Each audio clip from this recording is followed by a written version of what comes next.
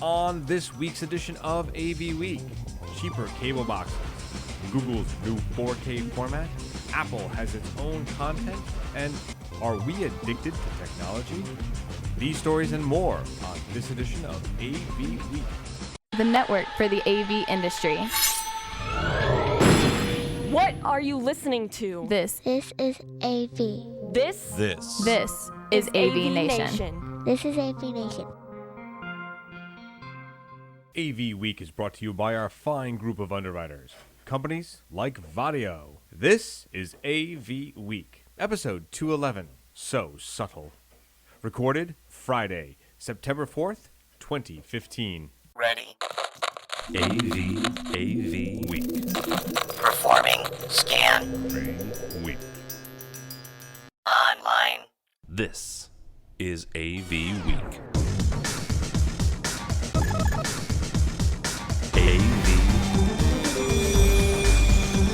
AV Week. Hello, everybody, and welcome to another edition of AV Week, your news and information source for those things concerning the AV integration industry. I'm your host, George Tucker. Today, it's good to be with you and to have you guys with us. On this pre-Labor Day holiday, we're going to have a bunch of things to talk about, some resi, some commercial stuff, a little bit of mission mash, and some exciting news about some of our friends who've been on the show before. But before we get to that, let's introduce our panelists for this week. We have, of course, returning for our publisher's perspectives, Andrea Mederios, editor at Tech Home Builder. Welcome. Thank you so much. Always happy to be here. Yeah, good to have you back. Also, we've got a newbie on AV Week. You've seen him during some of our party coverage for Sapphire, but Chip Moody from Video Corporation of America. Good to see you again, sir. Likewise, George. Thanks for having me. All right, yeah. It's been way too long. It has. I think you owe me a beer, or I owe you a beer. I'm not sure which way it is. We'll figure it out. We'll buy each other a beer. There you go. 2 beers. And, of course, that never afraid of a beer is Heather Sidorowicz. She is from SAV, and she's also known as Tech Chi. Most people know her as that on Twitter. How are you? I am well. Either 87 inches of snow here or 90 degrees, so we cover all seasons. A person of extremes, you are. A person of extremes. There you go. I've been told. All right, well, let's get to some of the first news. We have had actually some exciting stuff that I think actually may mean a lot to the industry. This comes from our friends at the Z-Wave Alliance. Our friend Mitchell Klein has now become the executive director at Z-Wave. If anyone remembers or doesn't know who Mitchell is, he is from Universal Remote Control. He's been there a good long time and helped change its direction and grow its business. So not a man who is light in the business. Heather, I'm going to start with you. Z-Wave, it's one of those technologies that we've seen come along. It's one of 1,000 we've seen, but with Mitchell behind it now, what are your thoughts? I think that Mitchell's a forward thinker, so I believe that they have the right person in their corner to make it what they desire it to be. Yeah, well, I mean, what does it bring us, do you think, Z-Wave, beyond the other stuff? Everybody's got a wireless sort of protocol, but Z-Wave seems to have made some really good inroads to both the pro and the off-the-shelf market, no? Absolutely true. I think that, for us, we're so absorbed in it that we see it more, but then it's really that mass market that's going to change the day. So many people don't even know about something as simple as being able to put a code in or getting in your house without a key. Things like Z-Wave is really, that's really what they need to get across mass market to really start to make a difference. Chip, you work more on the commercial side, if I'm correct. That is correct. Yeah, so wireless protocols are both a bane and a boon, aren't they? They are. Z-Wave itself, have you had any kind of knowledge of it, or have you utilized it in any form? No, we have not. Everything we've dealt with to date has been either Wi-Fi or the proprietary Crestron stuff. Would you find a usage for an open sort of sourced protocol like Z-Wave? I mean, I think I'm calling that, and I'll be corrected by Mitchell, but... Of course, it depends on what, products it would get integrated with. Would it be beneficial from, my point of view as a control item? Absolutely. Andrea, I know you don't know a lot about some of this part of it, but another player who's going to get bigger in a product that can cross over between pro and off the shelf sounds almost like a win-win for the demographic that you speak to, the builders and the people who put in tech with their home building. What do you mean by that? I'm sorry. Well, but it seems like it has a potential crossover that we talked in the past with you about off-the-shelf products and the ubiquity of, say, Apple or something that the normal person can buy, also having this back-end support of something that can grow into a more, as we like to call here, a professional install. Yeah, I mean, anytime things are more organized and understandable for the builder, that's a good thing. And again, it always depends what market you're in, whether it's luxury or high volume. High volume builders are still dealing with a lot of off-the-shelf stuff. They're trying to install stuff themselves. But I think for our luxury builders, this is a great sign for them. Yeah, so I look forward to really cool things with Mitchell joining, and I look forward to seeing what happens. I haven't been this excited about Z-Wave in a while, and I have to say that when I saw it posted the first morning in a news flash broadcast on my email, I was like, oh my God, Mitchell's moving. And then I thought about it, and when Julie Jacobson posted an article about it, I was like, you know what? To me, from having both sides of the world, this makes, to use the vernacular in the internet, this makes Z-Wave reals. It really does to me. All right. Well, moving on to the next topic. Google, yes, ever-present Google, and 4K. They're saying that they want to make 4K less of a video data hog. They've got something called VP9. They're calling out for now something called VP10. Now, this is supposed to be able to make it easier for you to get 4K video over standard bandwidths or your infrastructure. They're really doing head-to-head with Apple in their H.264 format. It's a lot of expense for Google. Heather, I'll start with you. Do we really think that this is something that we'll be looking as, say, a format we want to use as choice and say, but it supports VP, not VP10? You know, I think that there's two sides, right? We have the Apple side, and then we have the Android Google side. And I don't think that those two sides are going to go away anytime soon. So I think that being able to make 4K with less bandwidth is a requirement for it really to take off. We've seen it, and we know how amazing and beautiful it is, but really what will make the difference is being able to get it to everybody's house. Again, I speak to that mass market. They haven't seen it. They're not accessing that yet. And they don't understand what goes behind it, what a Kodak is, but there are things that are necessary under the blanket that need to happen so that we can get these kind of things into the house. Yeah, Chip, I want to throw a technical part of this to you because to me VP9, VP10 screams compression, and that's something we've, as an industry, have fought a lot because we've always not according to the article, right? It was going to be better color, better everything. It's true. It's true. So, Chip, do we care, or are we losing something in this? I don't think we care too much. Keep in mind that my experience has been still with baseband video formats. So compression streaming that's still filtering into our projects over here. As far as what flavor the streaming codec is, I don't think that's necessarily a big deal. It's going to be what devices support it.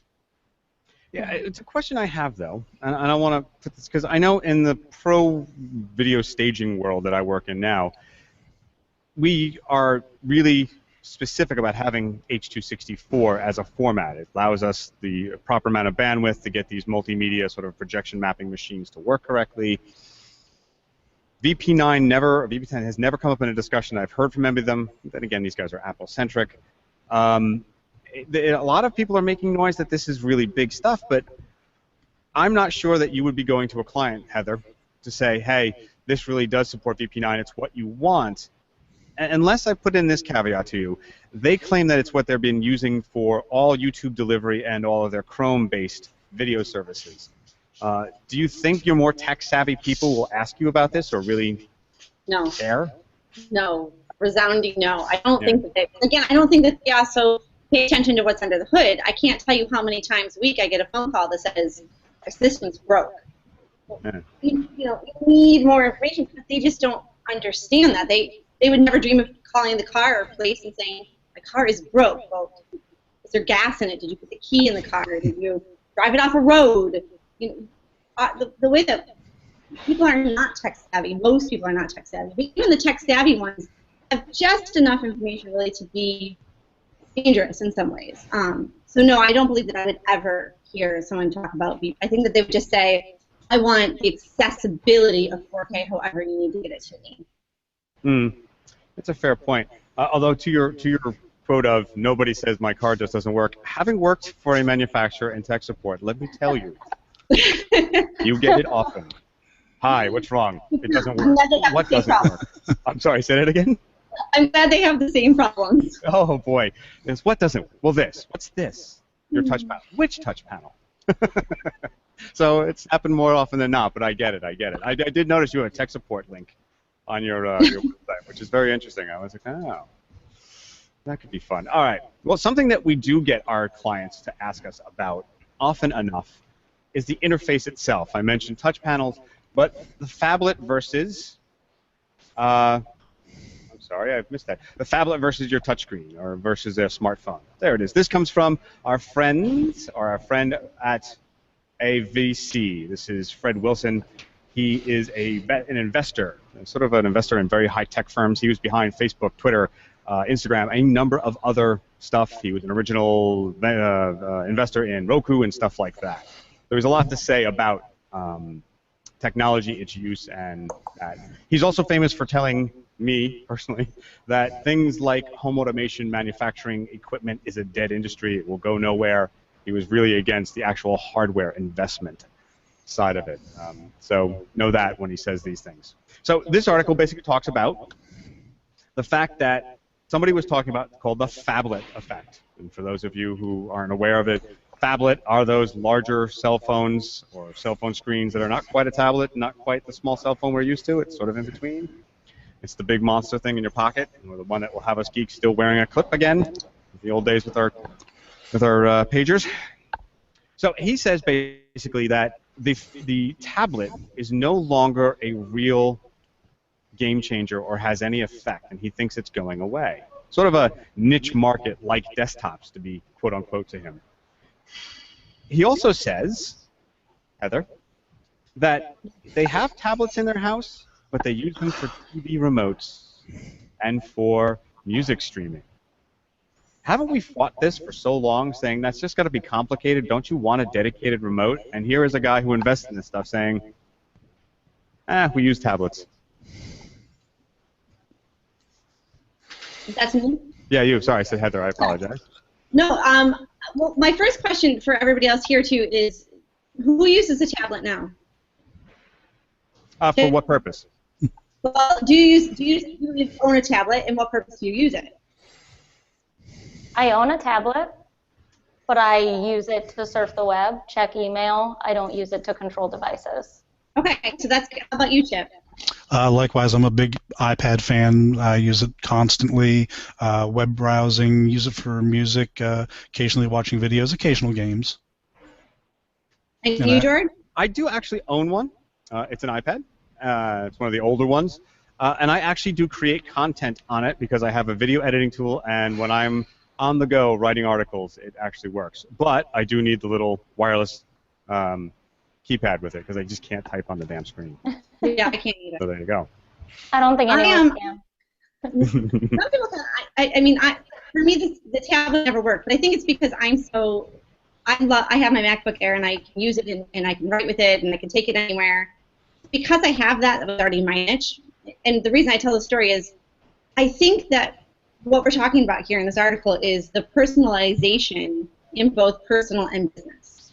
So what's happened is, with the phablet, it's allowed this additional thing to allow people to have that personalization. So someone who's comfortable, like my husband, can do all sorts of things on his tiny little iPhone, can text and write and email all day long. I can't. I need to find a computer somewhere I can type because that's how I learn. And I'm sure that as the millennials continue to come into the workplace, for them, the phablet will be it. I think this article is really about personalization in both the residential and the business world. Well, Chip, let me ask you this then, because Heather says something about personalization and that. I saw it as a ubiquity, right? This is the devices that are ubiquitous around us. It's what's on us all day. It has, for lack of a better phrase, our scent on it, and we're used to it, and we know, and we're not afraid of it. It used to be that convenience or death with technology meant something I can use very easily that I could just pick up and not have to worry about knowing how to use. That would be your standard remote. Now we're saying that the convenience or death is the ubiquity of our cell phones. A far more complicated product, but we're more comfortable with it. This still causes us problems, though, because our users are always blaming something else other than their own device for an interruption in communication or something like that. No, it's actually more tech support for us. Do you think?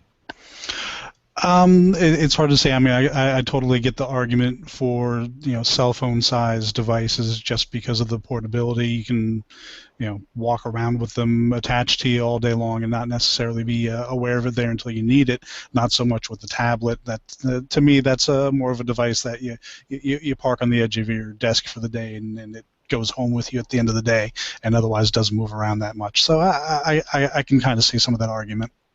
So you're saying a tablet is sort of, it is the touchscreen that we all feared it would be when it first came out. It can be. Yeah, and luckily a number of manufacturers did say early on, good thing we're not in the touchscreen business anymore. We're in the touchscreen business.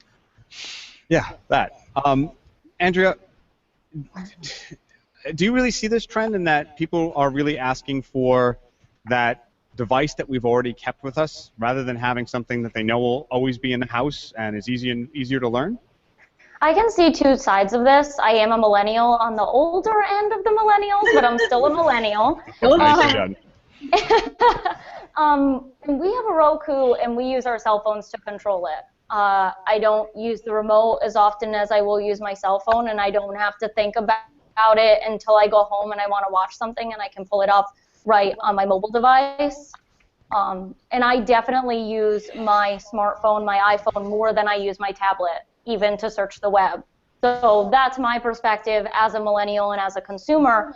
On the builder side of things, when we're talking about controlling devices, most of the stories we do and most of the features we do, they use tablets in these homes to control devices. So they're definitely being used still. I don't know if that'll change as the millennials come into the marketplace even more so than today. Yeah, it always has struck me, and maybe because I'm of Generation X, I guess, that a simple device. It's simple. Look, it says button on and off. I don't have to go anywhere. It works. Would be better, but I guess what we shall see. Something I think it's what you're used to, just like we said earlier. Yeah, I suppose so. Although I will say, I use my iPhone all the time. I'm never without it, and it's sort of my source of information when I'm not writing myself. It is where I read a good 90% of the content I read or devour. But again, when I get home and if I turn the TV on, I'm just like, I want that simple, hey, point, shoot, put it away. I don't want it on me all the time. And then there's the as we've always argued, I have to go find it, turn it on, put the app on, find the app, get the interface app, okay. And I just, in all that time, I could have done it, changed the channel, lowered the volume, and put it down, and I was done. All right.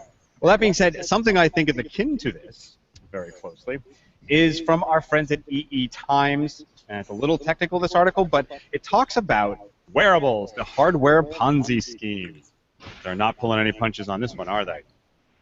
This article basically goes on to say that the wearable gadgets, that includes your smartwatches and others, have a limited stickability, as the marketers like to call it, and that eventually what happens is people become bored with them and need to move on, causing a downward spiral of lowering prices but more features.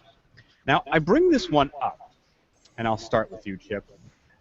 I bring this one up because what it is that we often in this industry have to chase the CE trends to accommodate our clients. Everything from the bring your own device, and I almost said BYOB again instead of BYOD, but there you go.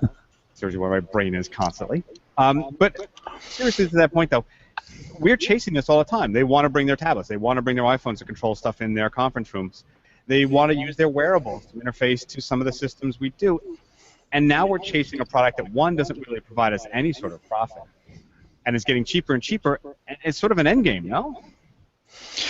I think I'm going to be thankful for this, but I've been kind of isolated from this. I'm not a fan of the wearable technology myself, and to date, haven't had any projects or clients coming up asking for it. I'm sure it's bound to happen, but it hasn't happened yet. So I haven't had the CEO wants to be able to run the entire presentation system from his iWatch. That hasn't happened yet. Now, see, I'm shocked by that. I would think that at least one of them would have said, I want to do this. Yeah, maybe, but not yet. Could be around the corner. A good deal of your clients aren't the blue jean and Oxford shirt wearing guys, no? No. I see. Got to get more of those, and they'll ask. Yes. Andrea, wearables, they are a boon to a lot of the consumers out there. I know I've seen a lot of lock companies. We've talked in the past with you about that, talking about how they can interface to these things. It still seems like what we're doing is just providing a free service. Mm-hmm. Yeah, I've seen two sides of this as well. We've done articles talking about wearables being the future, and because they're on you at all times, it's more secure for security getting into your home, for keyless entry, things like that. But on the other end, I haven't talked to any builders yet who have integrated a smartwatch, say, into their home. Yeah. But security-wise, we've had discussions even on here about how the watch is on your wrist, whereas the phone, you could have left it in the car, so it's more secure to do that with, say, a smartwatch than a smartphone. Yeah, I wonder if that really is the true case, because I know I lose my watch all the time, or maybe that's just my age. I'm not sure which. But Heather, save me on this one before I go down my own hole. The reason I bring part of this up, though, is there was something called the virus of free. And I wrote an article about it a little while ago, not to be this self-grandizing on that article, but it was based on another Fred Wilson discussion from a VC blog about how so many things are offered for free that suddenly you can't charge for them. And I see even the residential market chasing that spiral downward of having to accommodate these devices at a cost to you in programming time without really having to raise your prices, because it's just supposed to be, right? There's not a lot. Actually, I haven't had anybody ask yet to try to accommodate any of their wearables in their home at this point. I know that I'm not a super high-end market, so maybe for someone who's doing luxury market, might have a different experience. I think that this is a lot of what the promise is versus what the solution is. I had a Fitbit. I wore it for probably less than 6 months. I found out my steps, and then I didn't get enough sleep. Knew that already. And then the things I did, exercise I didn't recognize, which was yoga and skiing. And then I'm on a ski hill, like trying to jump up and down on my downhill skis just so it would register on my Fitbit. And I'll throw it in the corner, and I haven't touched it since. Because the promise is there of how it's going to change our life, and it doesn't. And so it's not providing a solution. It's not making life better. It's not improving the quality of our life. We put it in a drawer and let it go. And until it make those changes, I think that people are not going to be asking for their chip. They're not going to be saying, yeah, I can't live without this thing. So then now I want my corporate boardroom to work with it as well. And something in the home is that no one's going to say, I need this to turn my security system off. Because, again, they're not wearing it because it's a solution-based. The question I have, though, is now this is done by EE Magazine, so it talks to the manufacturers, the developers, really down-deep engineers who develop these chipsets. And they start the basic argument, I think, that was unstated was, if we can't make money on the development of the chips and the features, why are we making them? And I think that's going to affect us in the end, too, where they say, where is the value return on that? And we're only going to go for the big stuff because the long tail for them isn't working. What if there was value in it? What if I went to my doctor and the same vitamins I take every time, the same people, why why isn't that being part of the solution? Why, and then for that, they could charge a monthly 99 cents, $1.99, and then it would make a difference for all of us. When will it make money for anyone? And that's kind of creepy to me, actually, and that's another topic entirely. My doctor knows everything. My arm, sign me up. Yeah, right. I don't know. Well, you know, there is the embeddables. We've talked about this before, the adding to your own body, the cyborg stuff. We could talk about that. I think Commercial Integrator did a whole show about the wearables at their CI Summit, and they talked about wearables being part of the future, and I chastised them all because I think it's actually embeddables. It's actually going to be part of your body soon enough. And I'm thinking, you know what, I might just have a good article on that because I know a lot about the people doing it already. All right, well, moving on to something that also covers the idea that we said cheaper and maybe being better is from the New York Times. And this one should get some rouse out of all of us, including those watching.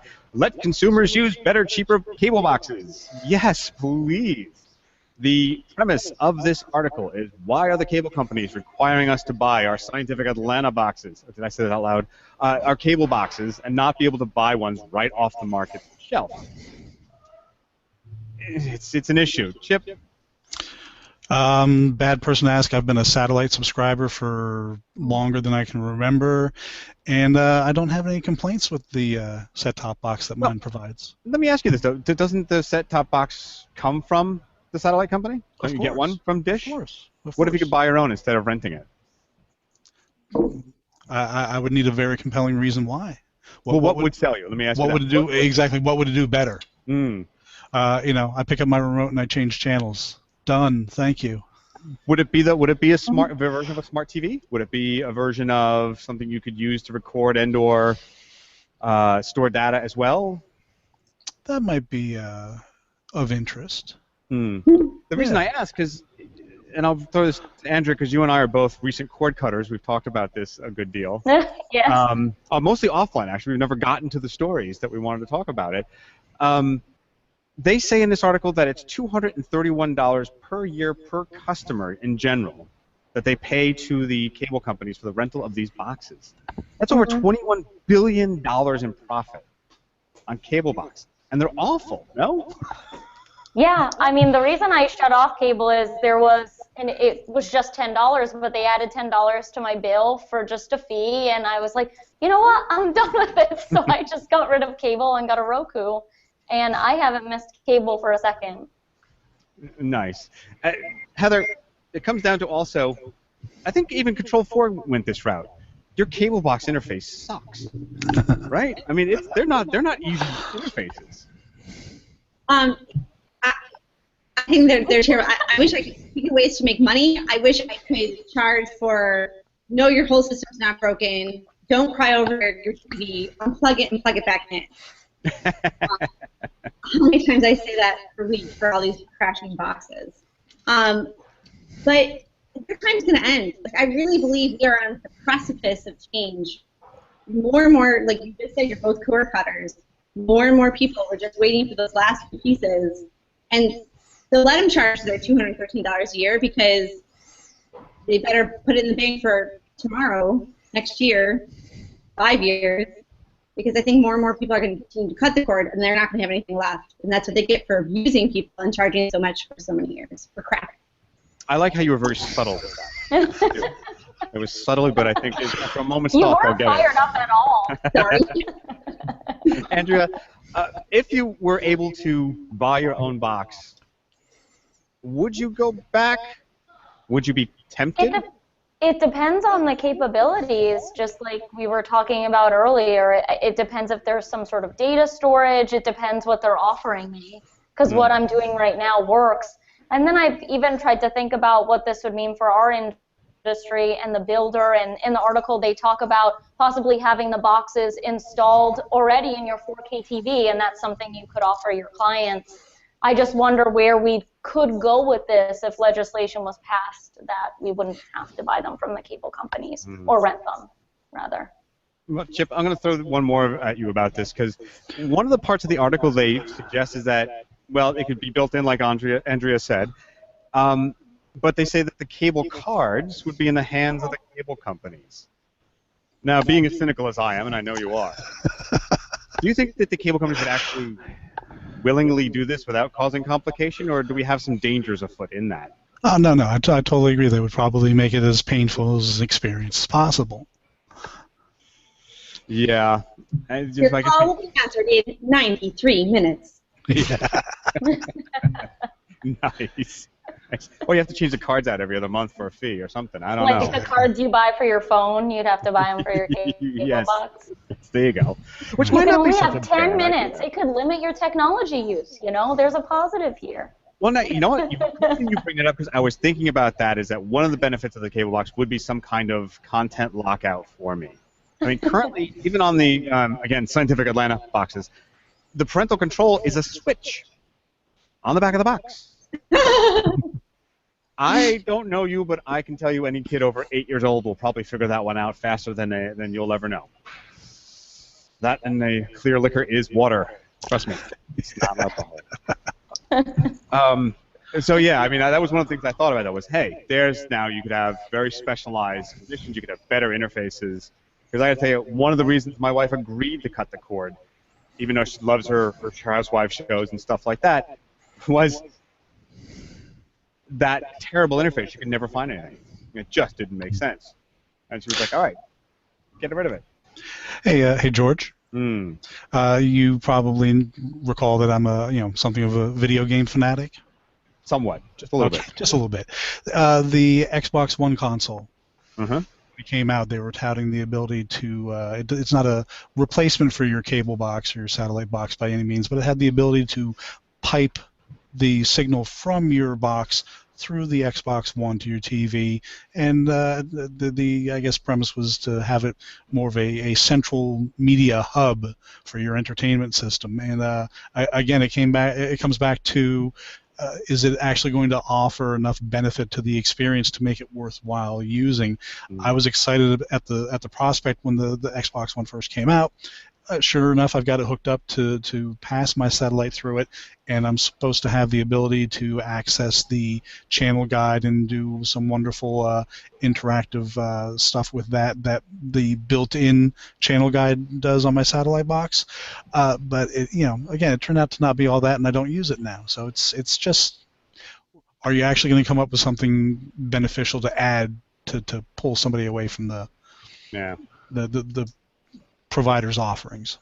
Yeah, no, it's true. And it would have to be a heck of a lot, although, well, we'll see.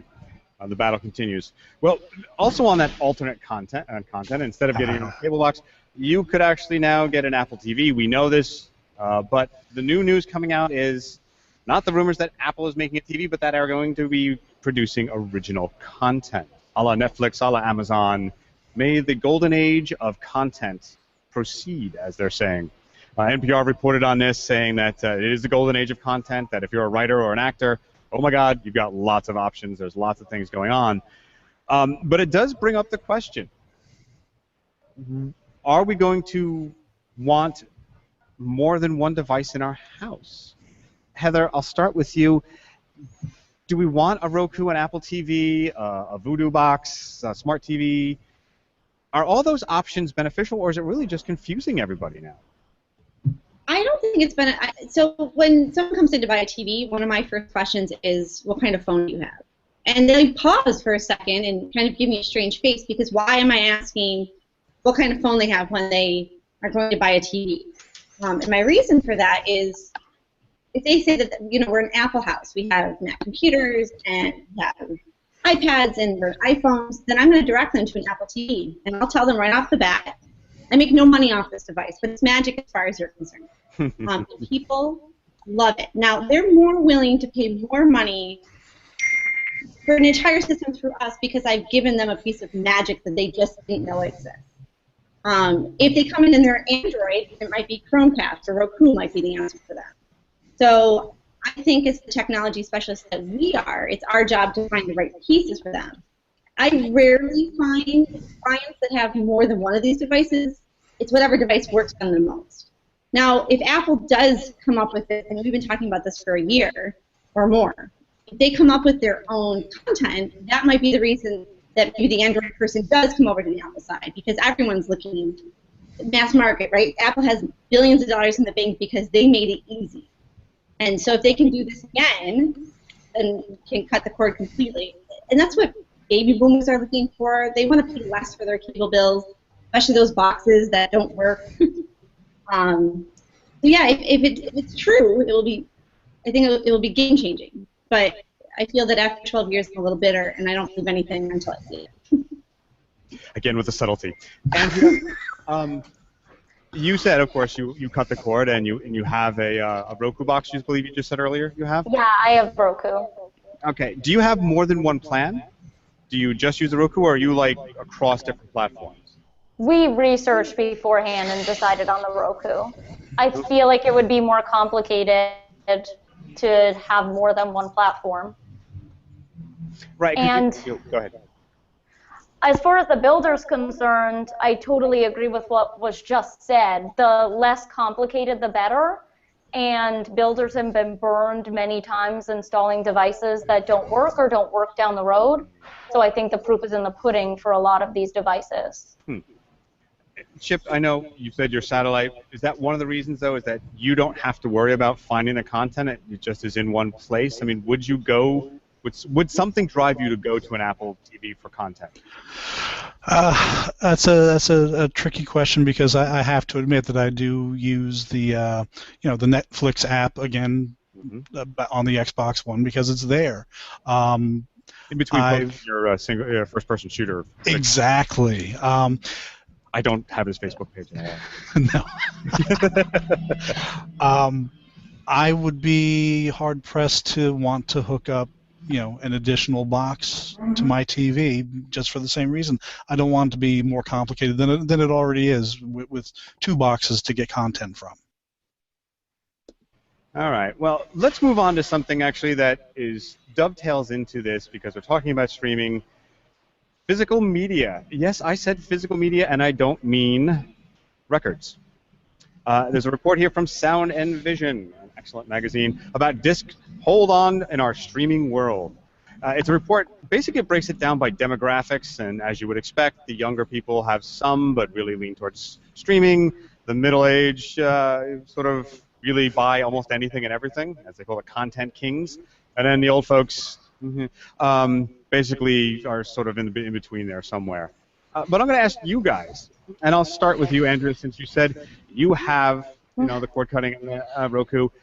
Do you invest in physical media? Do you have it? Is it legacy? When's the last time you bought a disc? I don't own a DVD player or a Blu-ray player, so I have the DVDs. They sit on the bookshelf.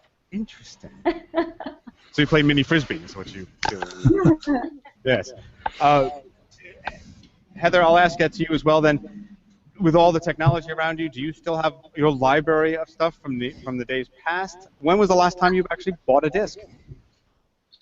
I think when I didn't know what to get my husband once, we bought him the Star Wars trilogy. And that was probably a few years ago.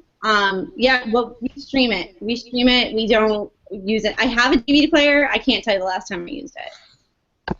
Do you think... Go ahead. I was going to say, but do you think some of this might relate to some of the rules still in place that you have to have the physical media present in order to stream it and certain devices out there? A la the whole thing that happened with Kaleidoscape?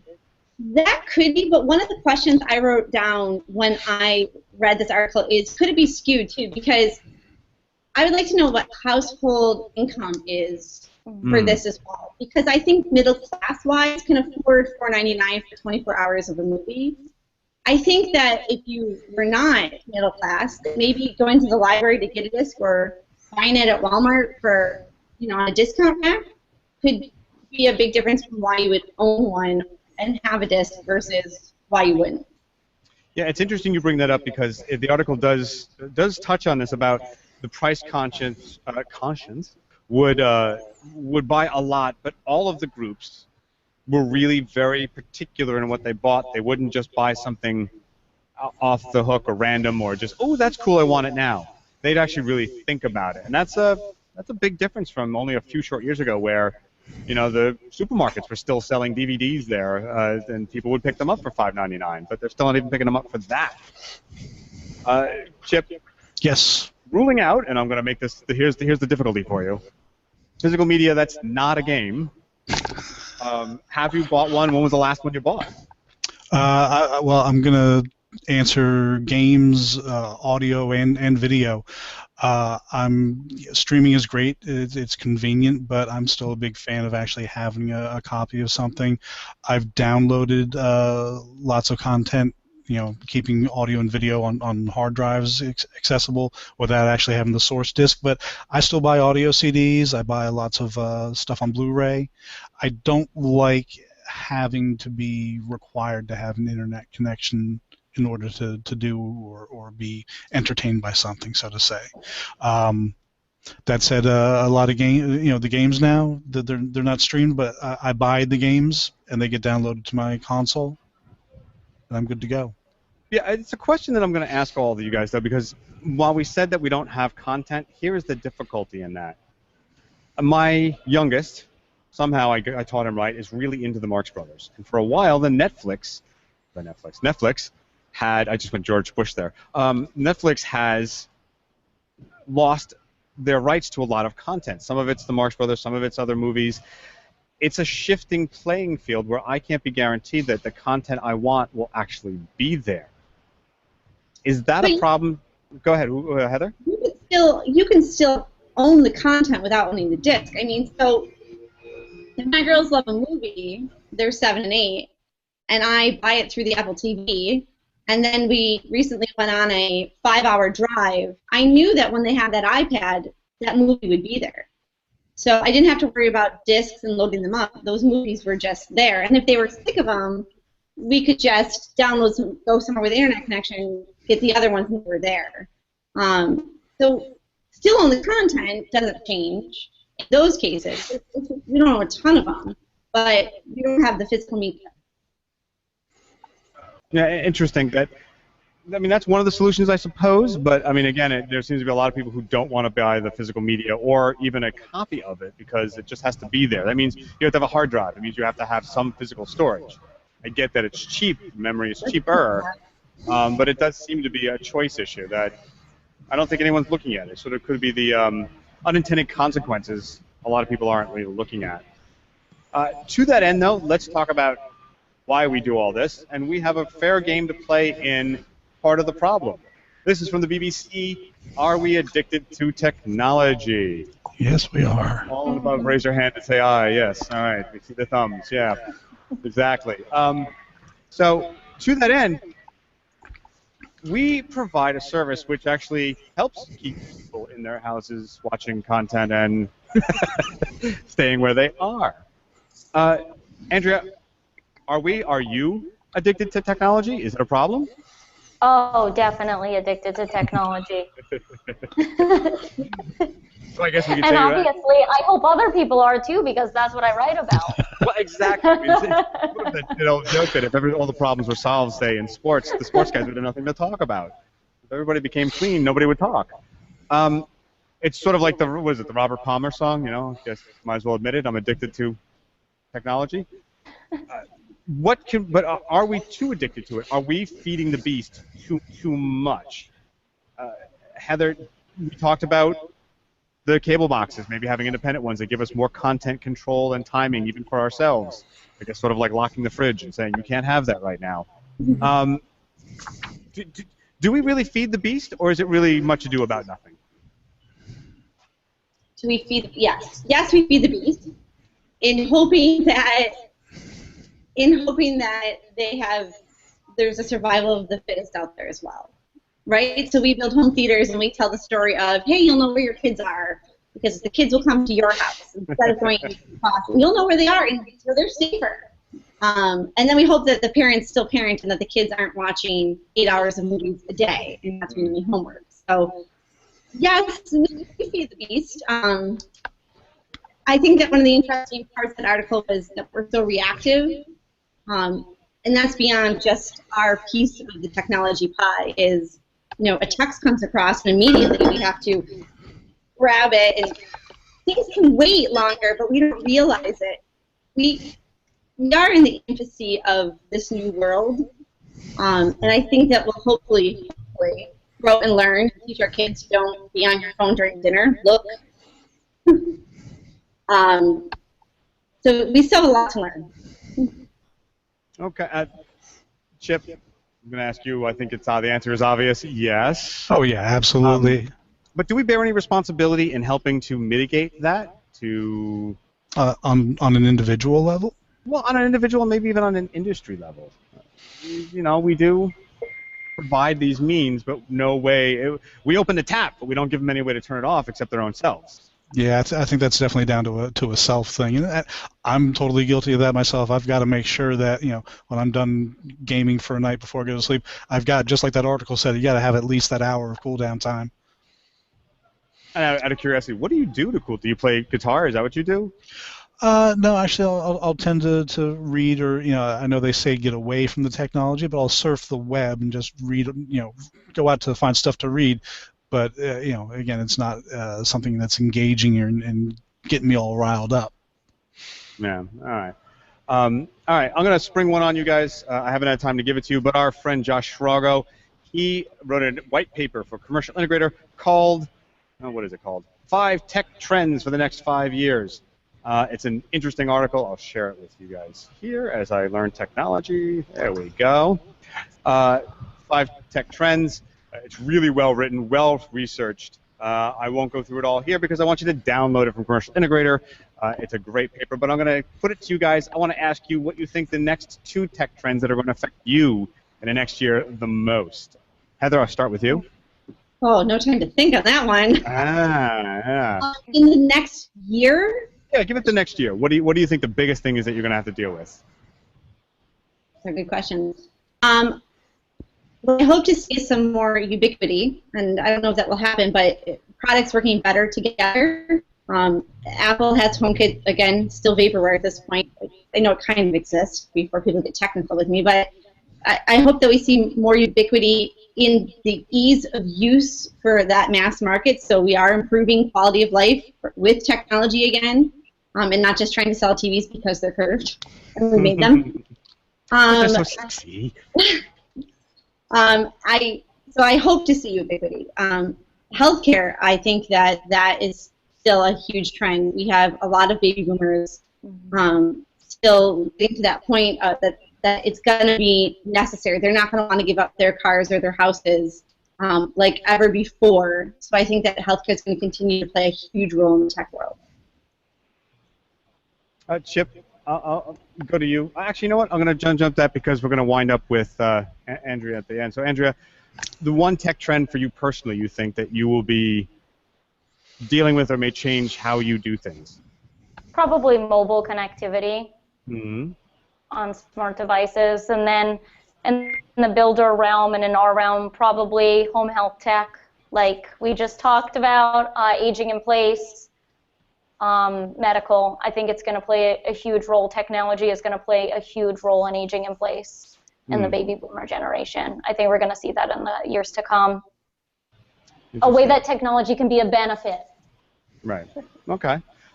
Chip, Josh writes a lot about a number of things here in this article. I know you probably had a chance to look at it, but couple of things were content protection and the government regulations surrounding that and other stuff like it. Any of that affect you and your heavy use of content?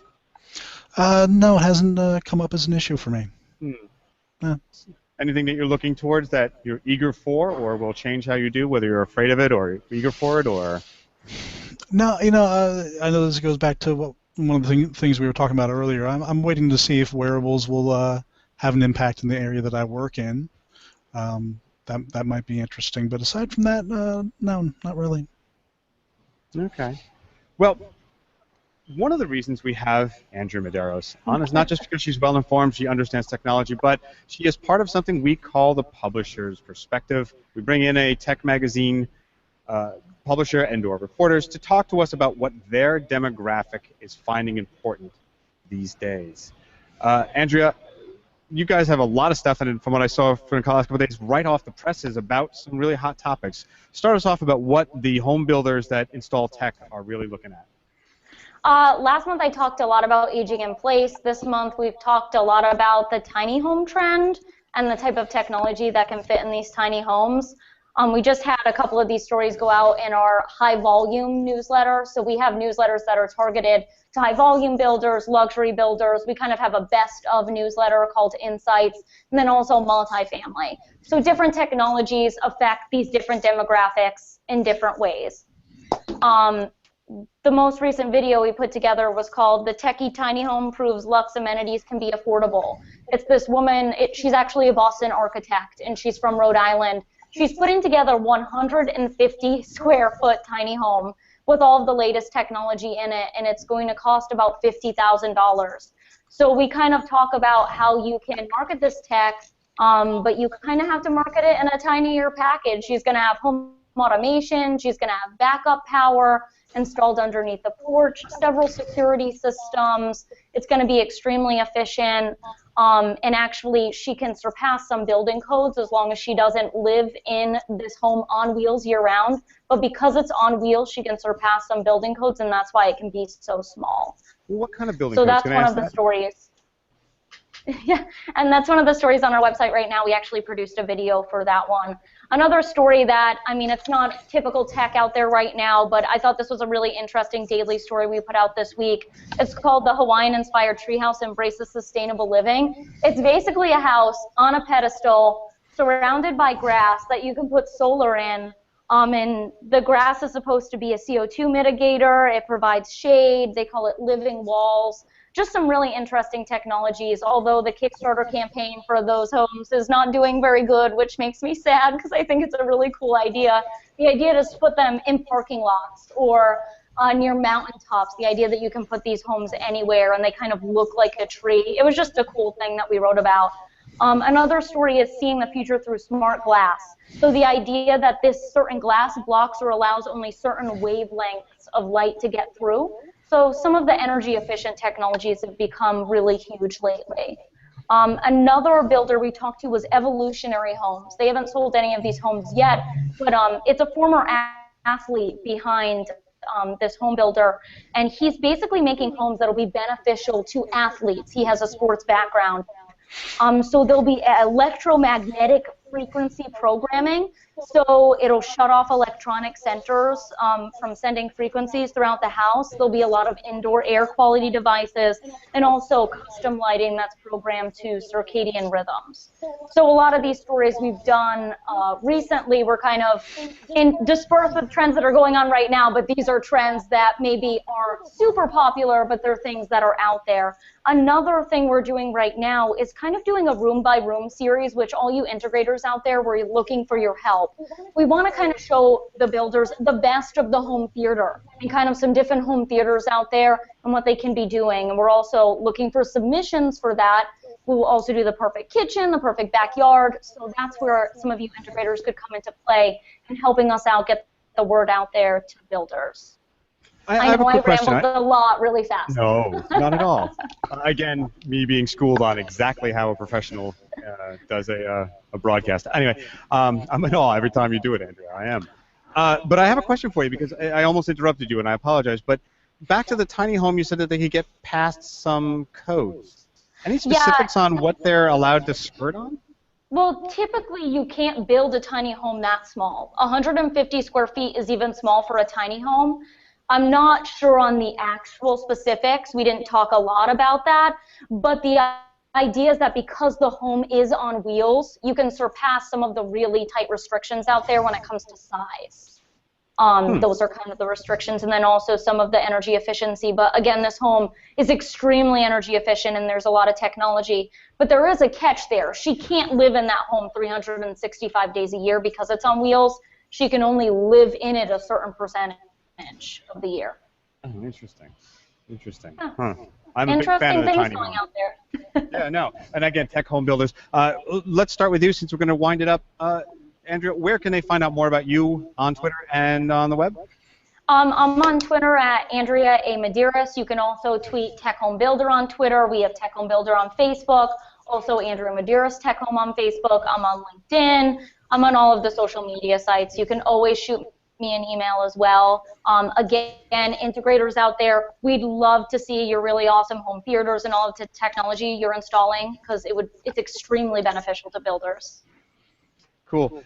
Chip, Yes. Tell the folks where they can hear about you, your successes in video gaming world, and other tough around technology. I welcome anybody to visit me on my Facebook page. It's not hard to find, Chip Moody. Professionally, Video Corporation of America, VCAglobal.com, all your professional, audiovisual, commercial, and educational integration needs, from boxes to complete system design and builds. There you go. And you play a mean guitar and always expose me to some interesting music that I would never think that I would have a hook into. So thank you. Yeah, there you go. See? All of that. He is my source for some of that oddball stuff. Oddball. That's nice. Not oddball. Heather. At least not in public.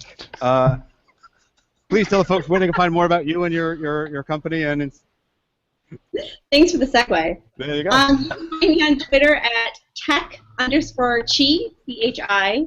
I'm pretty active over there. I'm also over on Google Plus and LinkedIn. Business-wise, SouthtownAV.com is our website, and you can find us there as well. Give me a shout. Yeah. Well, thank you, everybody, for being on. We want to thank you. This has been a production of AVNation. We are a dedicated group of people who work and live in the AV industry, and we do this because we love it so much. So we have this and a host of other shows covering niche markets of AV to the grand and big news stuff. So please stop by, take a look at it. We've got blogs from our illustrious people, as well as guest bloggers from the industry's alum. And we hope to see you there. This has been a production of AVNation, and we look forward to speaking with you guys again very soon. The network for the AV industry. What are you listening to? This This is AV. This This is AVNation. Nation. This is AV Nation.